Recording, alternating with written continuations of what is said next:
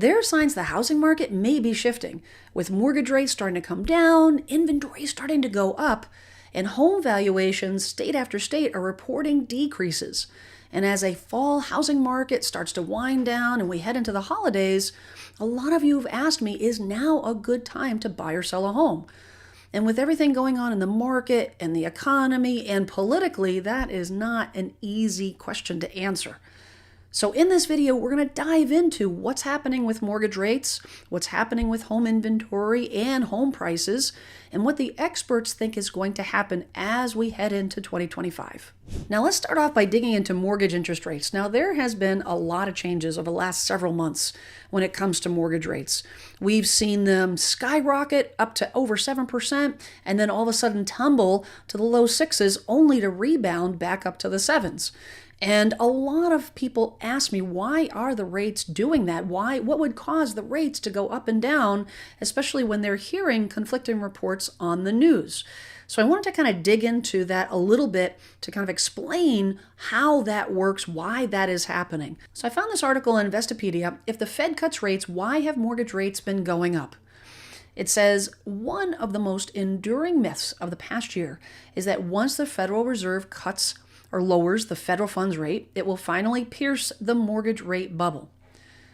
When the Fed announced a 50 basis point cut in September that seemed to be working already, 30-year mortgage rates had been more or less steadily falling for weeks in anticipation of that meeting, that Fed meeting. And one day earlier, they reached 5.89%, the lowest average in just over 2 years. Yet a funny thing happened on the way out of the generational housing crisis. The very next day, mortgage rates went up, and by 10 basis points. Mortgage rates have not only stayed elevated, but have reversed virtually all of the declines that began mid-summer, reaching as high as 6.73 in some states. So what happened? So what they're basically talking about there is that in anticipation of that meeting, before the Fed announced that 50 basis points, that half-point cut back in September, the rates were already starting to drop. We saw that happen in July, August. Rates were starting to soften, so they were already there. But then the funny thing happened is as soon as they made that announcement, the rates actually in October went the opposite direction. Mortgage rates hit 2-year lows September 17th. Why are they up now? The article goes on to say that when the Fed issues its decision, it changes the federal funds rate. And this is super important, which is why banks charge other banks when lending them money in order to meet their overnight reserve requirements. The Fed funds rate has a downstream impact on short-term debt products like personal loans and credit cards, but its effect on mortgage rates is more ambiguous. And this explains kind of how this all works.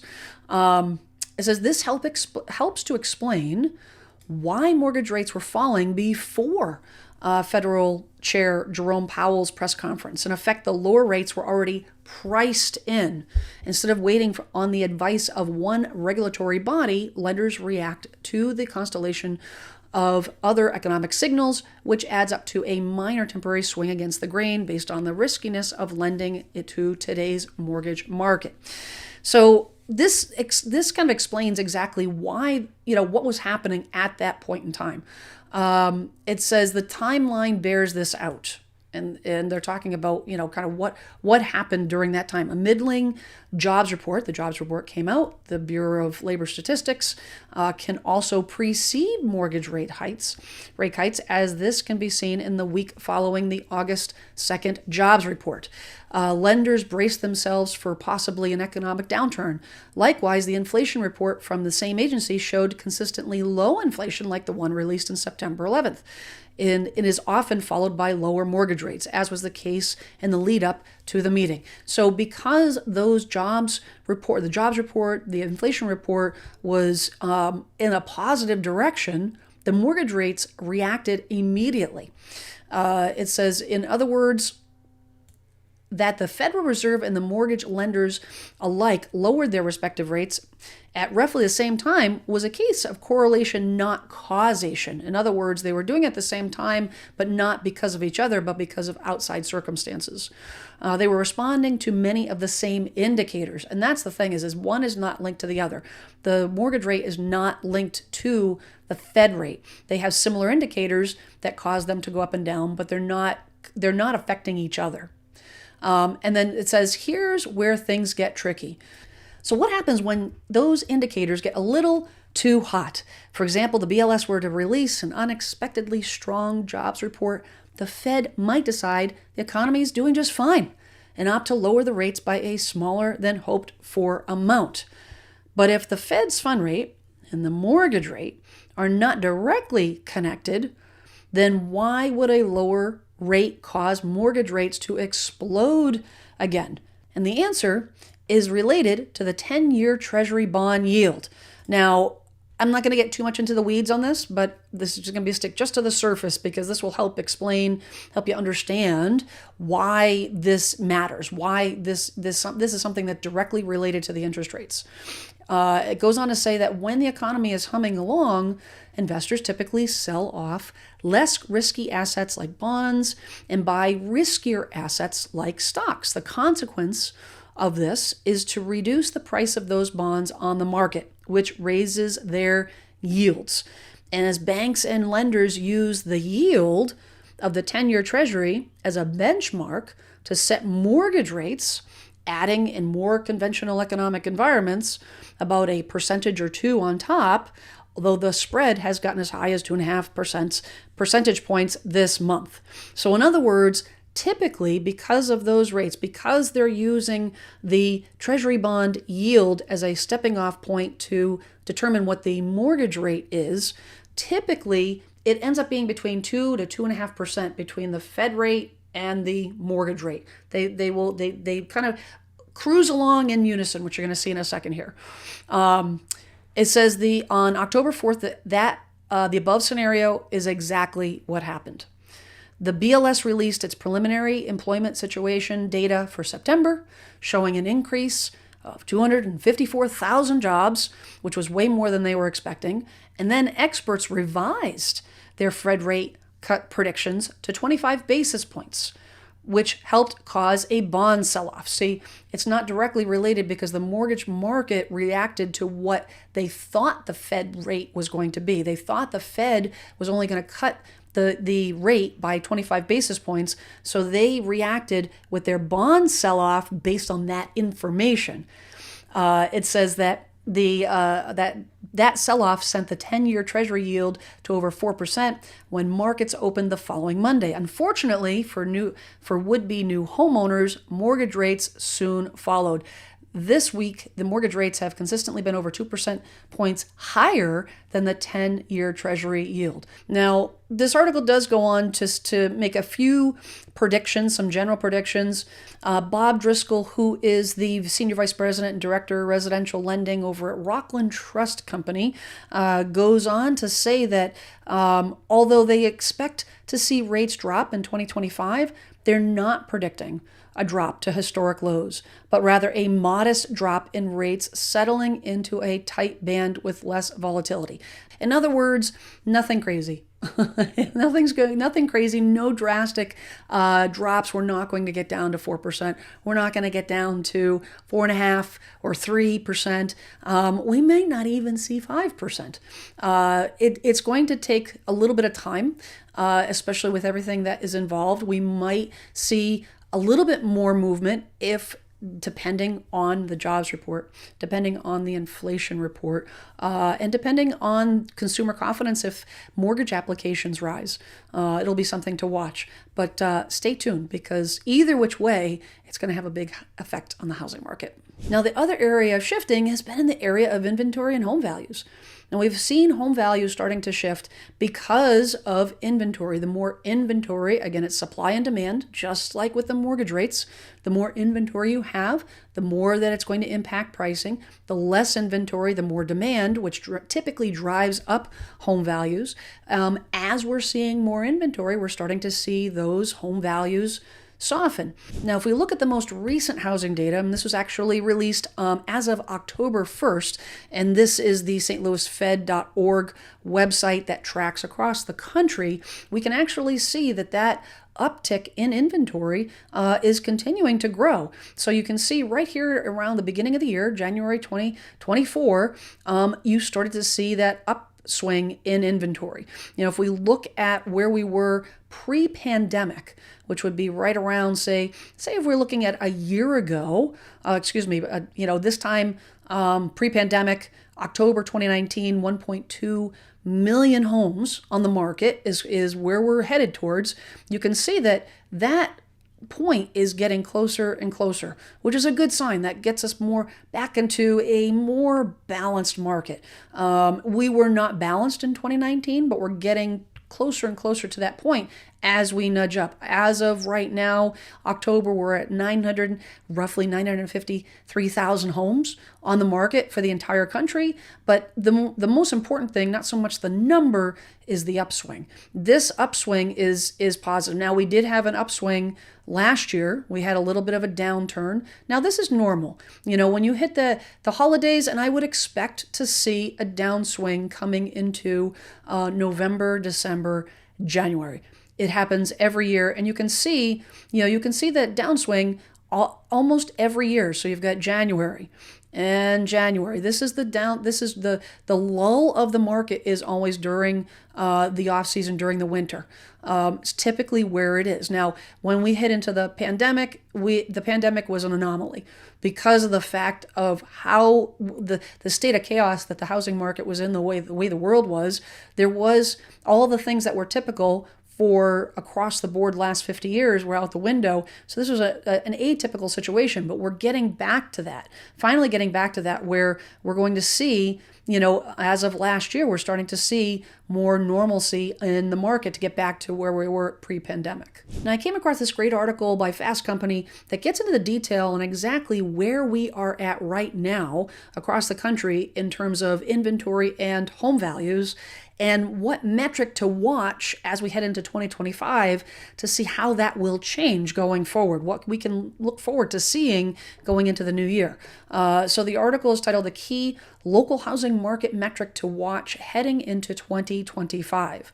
It says, heading into 2024, Resi Club, which does a lot of the data for this particular article, says that it noted that the key metric to watch for home price momentum was monthly active inventory levels compared to the same month in pre-pandemic 2019. Today's analysis shows that this metric is still very much the key metric to watch for next year as well. So that was something that I mentioned just a few minutes ago when we were looking at the 2019 versus now on the overall home inventory, and they are saying that is a key metric going forward as a predictor relating to the overall health of the housing market. It says, generally speaking, housing markets were active. Inventory has returned to pre-pandemic 2019 levels, have seen home price growth soften and even decline outright from their 2022 peak. Conversely, housing markets where active inventory remains far below pre-pandemic levels, which is where we're at in Massachusetts, have generally seen home prices remain more resilient than since 2022. So this may be, depending on whether you're watching this on your television or your mobile device.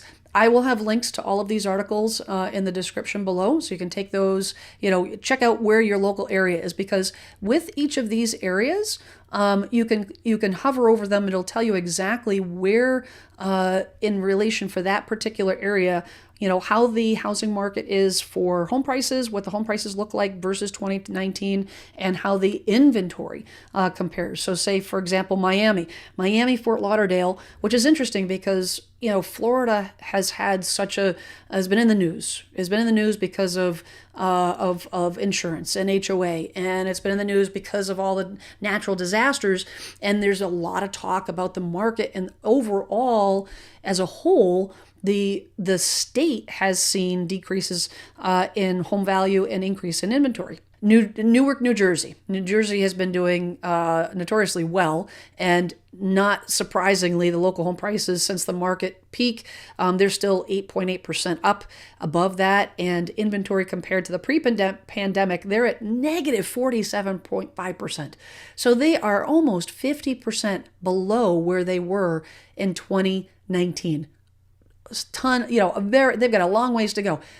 Conversely, if we look at Austin, and Austin has been, in the news a lot. Home prices since the market's 2022 peak, they are down 19.8%, and the inventory compared to pre-pandemic is up 40.3%. So this is interesting. Like I said, this article will be in the description. You can check out your local area to see where you stack up.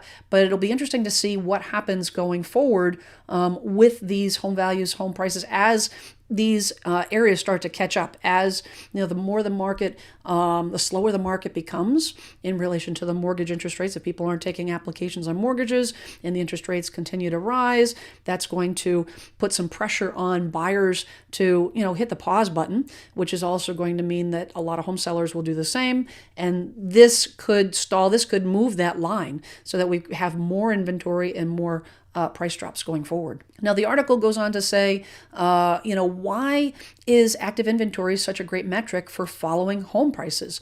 And they said, think of active inventory and month supply as the local housing market's equilibrium of supply and demand.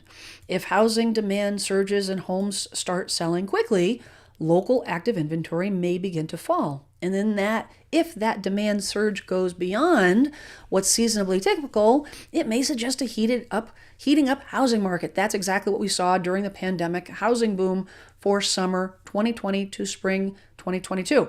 Conversely, if the housing market demand pulls back and homes are no longer selling as quickly, local active inventory may begin to rise. That suggests a cooling in the housing market. And if it cools enough, home prices could fall. We've seen this in some housing markets since the pandemic housing boom fizzled out in 2022.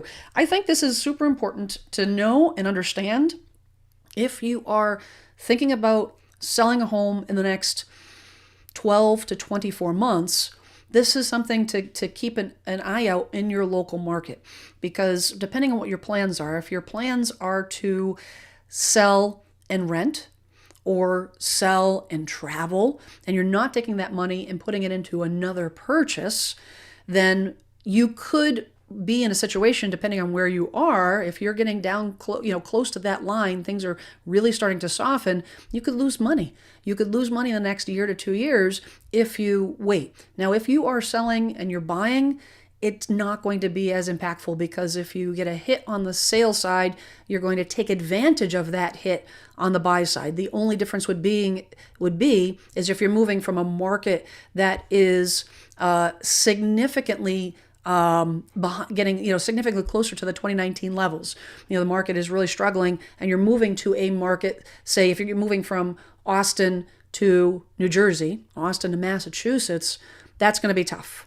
That's going to be really tough, because you've got one market that is, at 2019 levels or before, and a market that is not even close to catching up. So something to definitely watch out for very, very, very closely. Now, my goal is to always educate so you can advocate for yourself. And this is why I want to teach this information. I want to get this information out so that you can do a lot of this research on your own, that you don't have to rely on a professional real estate agent or a mortgage broker or a financial advisor 100%. You should absolutely have these professionals ready to go, but it's good to understand and have this information readily available so that you can understand that on a whim. You can understand by just opening up YouTube and open up this data and get that information. However, at the end of the day, the professional is the one that's going to give you not only the data, but the explanation of the analysis of that data. And I think that's where most people get caught up. And that is what separates, in my opinion, I talk a lot about the 80% agent and the 20% agent on this channel, where I firmly believe that 80% of the agents in the real estate industry are not fully qualified. They're not providing full level service, and they don't have a full understanding of what the market is doing, what the impacts of the market, and some of it is unintentional. A lot of it is unintentional, and a lot of it is not, unfortunately. However, that being being said, 20% of the agents in the industry are worth their weight in gold. They are professionals that have been in the business for some time. They have significant experience, but not only that, they know how to interpret the data. They've studied the data. They've taken classes. They have certifications. They understand what it is that's going on in your local market better than you would. They'd be able to interpret that so that you don't make a decision. So if you have an agent that you've interviewed and can give you that advice, I would say after you do your homework, you check with them. But if you don't, click the link in the description. I'll connect you to one of my personally vetted list of 20% agents. These are agents that I have vetted over the years. I have over 200 across the country, and I will connect you with one of those agents. It doesn't cost you anything. I get paid a referral fee from that agent if you decide to use them, but it doesn't cost anything out of your pocket. So you click the link in the description. I'll get in touch with you and get you in touch with the right agent. So now the question is what do the experts think is going to happen with the housing market as we head into 2025? And I found a great article by Bankrate, was published just last week, October 25th, that answers some of these questions by some pretty reputable sources. So the question of what will happen to the housing market in 2025, it goes on to say that a year after rising just above 8% in October 2023, the average 30-year rate sat at 6.78% as of October 23rd, 2024. An improvement to be sure, but not the big dip many were hoping for. Many experts do foresee mortgage rates decreasing slowly over the next year. This is what we heard this earlier.